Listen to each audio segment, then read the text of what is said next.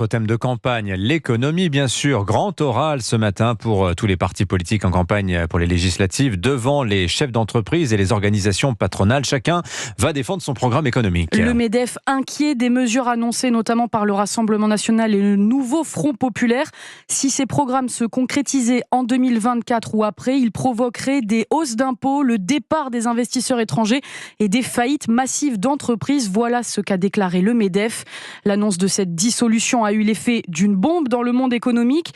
Taux d'intérêt de la dette en hausse, trou d'air pour la Bourse de Paris. Même l'épargne des Français est concernée, Margot Faudéré. Première victime de la situation, les 500 milliards d'euros placés sur les marchés financiers et immobiliers par des Français via leur assurance vie, ce qu'on appelle les unités de compte. Elles sont touchées par les récentes baisses. Alors Caroline se pose la question de rapatrier son argent sur des placements plus sécurisés, comme sur un livret A dont le taux et donc le rendement n'est pas altéré. Depuis 3-4 ans, mon placement sur l'assurance vie a fortement oscillé. Aujourd'hui, je me pose beaucoup de questions. La dissolution et les élections législatives m'inquiètent fortement. Autre victime de la situation, les près de 2 millions de Français qui, pour se constituer une épargne, ont directement investi en bourse.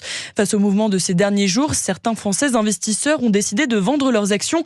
Une très mauvaise idée, explique pourtant Mathias Bacchino, directeur des marchés européens chez Trade Republic, plateforme d'épargne. Les particuliers ont tendance à laisser leurs émotions dicter leur choix. L'une des erreurs, c'est de vendre au plus bas. C'est ce qu'on appelle des ventes paniques. Face à l'incertitude, la meilleure chose à faire reste donc de ne toucher à rien et de prendre son mal en patience, au moins jusqu'au résultat des élections. Margot Faudéré.